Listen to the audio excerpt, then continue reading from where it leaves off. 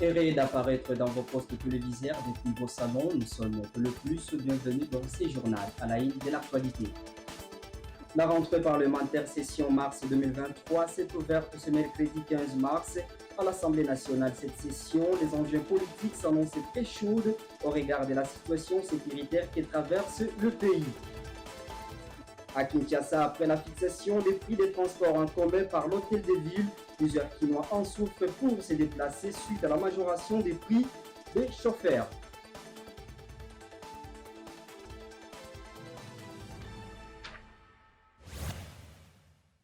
Encore une fois, bienvenue dans ces journaux. Comme annoncé par les sommaires, la rentrée parlementaire, c'est mercredi 15 mars 2023. Les députés nationaux ont répondu présents. Ces élus du peuple passeront toute la session à revoir les questions des sociales et de la sécurité qui traversent la République démocratique du Congo, mais aussi le préparatif des élections prévues en décembre prochain. Suivez.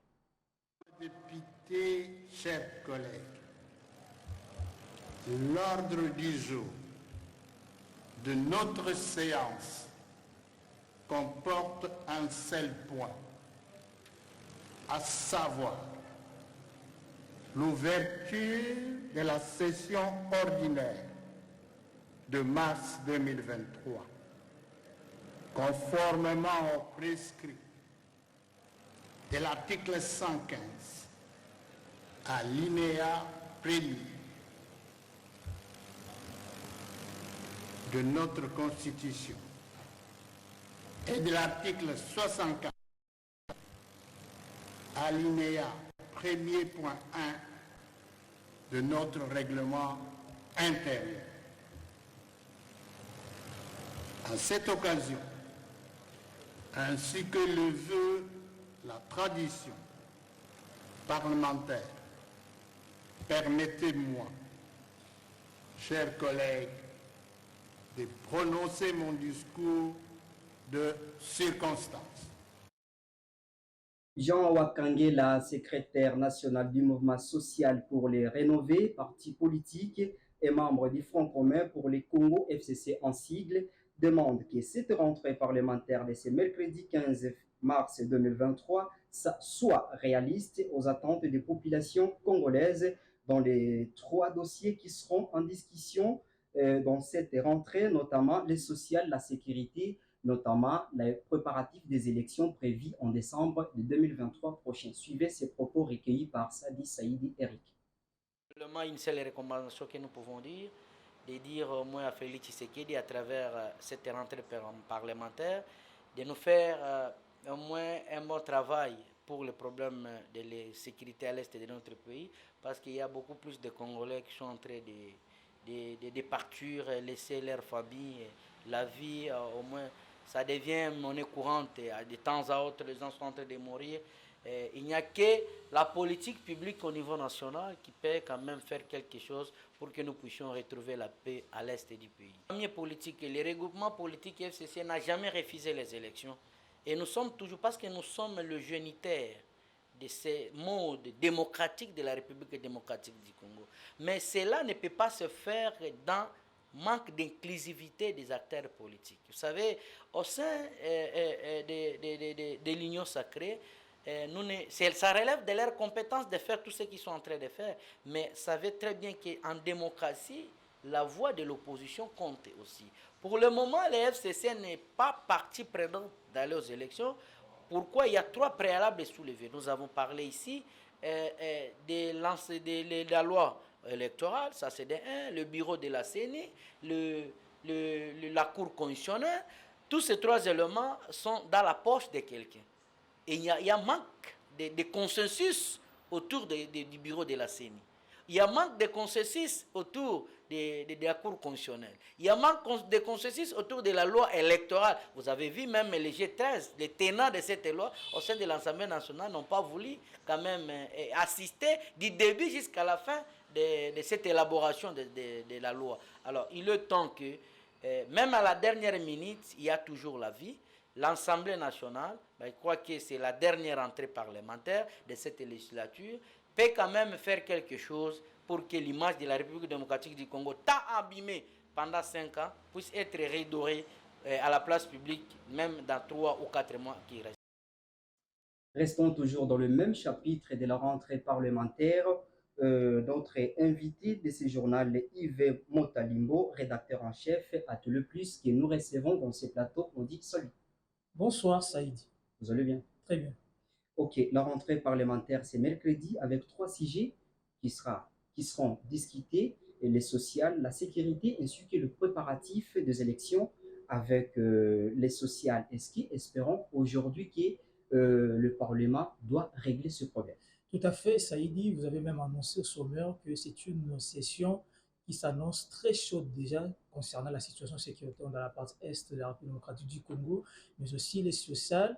Alors, après plusieurs mois, parce que la session qui était clôturée en septembre 2022, voilà, nous sommes à la session mars 2023 pour examiner plusieurs projets, pas seulement pour la situation sécuritaire dans la partie est de la République démocratique du Congo, mais aussi quelques élus nationaux déjà entament cette démarche pour voter la loi de notre frère Noël Tchani, qui est de la congolité. Vous voyez, tout ça, ce sont des mécanismes, ce sont des atouts qui vont donner quelque chose dans l'Assemblée nationale cette année parce que c'est la dernière rentrée parlementaire pour les députés nationaux parce que c'est une année électorale. Est-ce que, parce qu'il y a encore, on va discuter encore sur la sécurité, qu'aujourd'hui, que l'Est de la RDC est totalement menacé, et puis on voit, il y a les appels des troupes angolaises, encore ici en République démocratique du Congo, Oui. et à l'Assemblée angolaise aujourd'hui, il y a cette discussion pour que si peut-être ils vont accorder, est-ce que c'est une solution encore? Oui, bien évidemment, la situation sécuritaire, ce n'est pas qu'on peut toujours attendre la décision finale de l'Assemblée nationale. Non, c'est quelque chose qui date déjà depuis plus de décennies, en fait, dans le du Congo, plus de 22 ans, on tue dans la partie est de la République démocratique du Congo. Ce qui est important maintenant, comme les députés nationaux, c'est nos représentants au niveau à l'Assemblée nationale, ce qui est important, c'est de donner juste de pistes des solutions, d'activer vraiment, parce que cette année électorale, nous voulons la paix dans la partie est. C'est ça. Est-ce que la population doit attendre une paix et une solution sur tout ça, sur la paix? Oui, bien évidemment, comme tout Congolais, nous sommes des Congolais, comme tout Congolais, nous espérons qu'il y aura de plus des solutions parce que, je peux dire, cette année électorale, il y a eu plusieurs, je peux dire, il y a des matériels de la CENI qui sont aujourd'hui peut-être volés au niveau du Nord Kivu suite à l'insécurité. Alors, ce qui est important pour nous, c'est quoi? C'est d'abord de sécuriser avec l'appui, parce que c'est regrettable aujourd'hui d'avoir la mission onusienne demande à nos dirigeants d'être responsables de tout ce qui se passe aujourd'hui dans la partie Est et de s'en prendre en charge, ce qui n'est pas normal parce que c'est eux qui nous appuient, c'est eux qui cherchent plusieurs négociations pour stabiliser la paix dans la partie Est de la République démocratique du Congo. Voilà, je vous assure aujourd'hui dans ce journal que la population est prête pour la paix et pourquoi pas aussi sillonner, rentrer dans la bonne vie parce que aujourd'hui, la partie Est de la République démocratique du Congo est beaucoup plus menacée, il n'y a pas une vie normale. Ok. Et puis, c'est la question du préparatif des élections parce qu'on est dans une année totalement électorale. Et aujourd'hui, c'est le problème qui est à l'Assemblée nationale. Entre autres, l'FCC qui ne veut pas aller aux élections, qui s'est dit que donc, ce n'est pas une partie prenante parce que le bureau de la CENI ne concerne pas les FCC, ça concerne uniquement la majorité au pouvoir aujourd'hui qui est l'Union sacrée. Alors, moi je suis journaliste, je reste au milieu du village, je ne suis pas politicien, mais ce que je peux lancer comme message, nous attendons les élections parce que même le président de la République nous a confirmé à la rencontre avec le président Macron, alors il y aura bel et bien élection en 2023, même si il y a eu l'insécurité dans la partie est de la République, il y aura toujours élection cette année, alors il ne faut pas entrer dans des jeux politiques, FCC, Union sacrée. Nous sommes tous Congolais, il faut aller aux élections pour choisir encore des dirigeants des 5 ans qui vont nous diriger. Et puis, vous avez soulevé le problème des sociales. Ce n'est pas aujourd'hui que nous souffrons dans ces problèmes, dans ces fléaux des sociales. Alors, pourquoi pas cette année choisir d'abord des dirigeants qui vont nous accompagner, des dirigeants qui vont nous aider à être stables et pourquoi pas aussi être dans une situation... Comment on peut aller aux élections et pourtant il y a autre parti qui n'est pas vraiment tout d'accord pour affronter les élections? Vous avez dit autre parti, est-ce qu'il y a autre parti? Est-ce que c'est l'ensemble de la population, de la population du Congo? C'est l'opposition, on ne peut pas aller toujours avec seulement la majorité. Bon, on a suivi Fayoulou, tout le monde est d'accord pour une élection crédible et transparente. C'est ça le problème. FCC n'a pas une leçon à donner aujourd'hui au peuple congolais parce que c'est la continuité pour eux aujourd'hui. Regardez tout ce qui se passe aujourd'hui comme social bilan.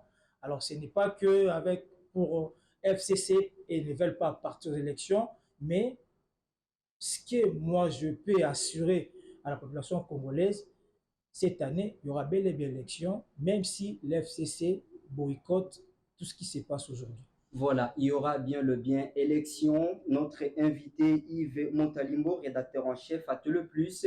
Nous poursuivons ce journal sur 49 382 552 électeurs attendus pour les opérations d'enrôlement et d'identification. La Commission électorale nationale indépendante et CENI en sigle dit avoir enrôlé 34 445 000 équivalent à 70%. C'était au cours d'une conférence de presse tenue mardi 14 mars que le vice-président de cette commission, Didi Manaralinga, a fait savoir. Écoutez les commentaires de Ruth Messier.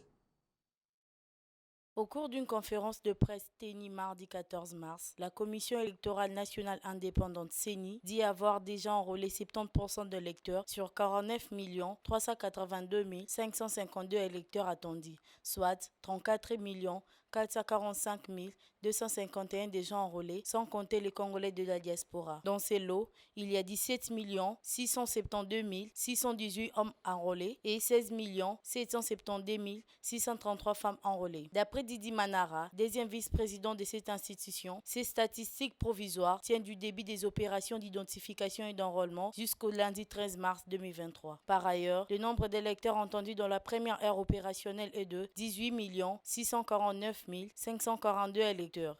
Mais à ces jours, le nombre d'enrôlés est de 18 969 826, soit 101%. Dans la deuxième ère opérationnelle, le nombre d'enrôlés est de 10 996 980 électeurs, soit 71%. Dans la troisième ère, 4 478 445 électeurs, soit 29%. Notons que, conformément à son calendrier, c'est au cours de la session parlementaire de mars que les deux chambres du Parlement doivent voter la loi sur la répartition des sièges. C'est le 20 décembre prochain que les Congolais sont attendus aux urnes pour choisir leurs dirigeants. Et puis, le ministre intérimaire du plan, Christian Badou, a confirmé dans un briefing animé mardi 14 mars 2023 un montant qui va exécuter les programmes de développement local de 145 territoires, un chiffre de 1,665 milliards de dollars américains, d'où 762 millions de dollars sont déjà mobilisés et 511 millions de dollars américains sont déjà remis aux agences d'exécution pour les premiers volets. Écoutez les commentaires de Milka Land. Mars 2023, le ministre intérimaire du plan Crispin Bandou a indiqué que le gouvernement a déjà disponibilisé 762 millions de dollars, dont 711 millions à faveur des agences d'exécution pour la construction dans sa première phase de 1200 écoles, 788 centres de santé et 145 bâtiments. Le gouvernement, à travers cette composante, est de désenclaver les territoires d'une part et d'améliorer l'accessibilité de nos populations aux services sociaux. La deuxième composante est de promouvoir le développement des économies rurales et locales et les chaînes de valeur au niveau local. Selon les programmes du chef de l'État qui visent à réduire les inégalités spatiales, redynamiser les économies locales et la transformation des conditions de vie des populations congolaises vivant dans les zones mal desservies par les infrastructures et services sociaux de base d'un coût de 1,665 millions de dollars. Retenons que la mise en œuvre est assurée par principal organisme des Nations Unies pour le développement, le Bureau central des conduites fautes, le Bureau central de coordination et la cellule d'exécution de financement en faveur des États fragiles. L'exécution de ce programme dans 9 provinces et 48 territoires, le premier ouvrage peuvent être appuyer le développement des activités de production, améliorer la productivité. Les tarifs des régulations des transports urbains de Kinshasa, publiés par l'Hôtel de Ville, pour régler le problème de majoration des prix de certains conducteurs de taxi-bus et motos. Ces décisions prises par les autorités provinciales semblent être non respectées par plusieurs chauffeurs depuis son entrée en vigueur lundi 13 mars dernier. Écoutez ces reportages. Les tarifs des transports en commun de la ville de Kinshasa régularisés par le gouvernement provincial en vue de rendre une belle tâche à la population quinoise qui trouve une difficulté grave dans leur déplacement, entre autres les doublements et les changements des prix souvent volontaires par plusieurs conducteurs de taxibus et motos. Cette décision de l'hôtel de ville de Kinshasa semble être non respectée par ses chauffeurs. Au contraire, le prix de certains trajets double de plus en plus. Augmenter certainement, pourquoi? Parce que auparavant, je pouvais payer 500 francs des Campem jusqu'à Bibois. Et maintenant, non, des Campem jusqu'à Bitabé.